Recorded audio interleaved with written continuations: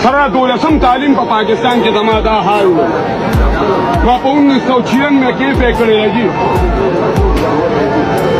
او زه اوس هم دمبخې غږوم. ولې دا زما د ملک حال دی او دلته خلک کیني بیا وایي یاره پاکستان کې تعلیم نشته.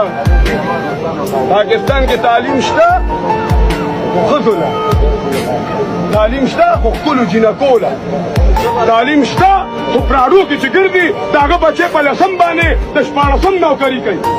ریشه را باندې مه وایې پاکستان کې چې چا ریشه وي هغه غیب شوی دی.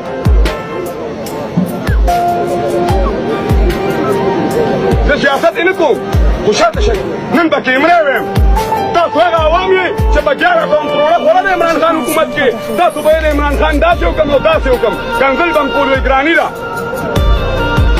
اوس یې په 3600 خورئ ارزاني ده. په 150 هم پېټرول اخیستل وایي عمران خان دې الله تباه کړي. ولې ګراني ده. اوس یې په 273 باندې الی خوشحاله یې. تاسو هغه خلک دی چې عمران خان په حکومت کې به روپۍ او شی ګران شو تاسو به خلکو سره لانګ مارچ وله راوتي وایي. هغه لانګ مارچ والا نن ستاسو بچي قتل کړل باجوړ کې وله لام نړل.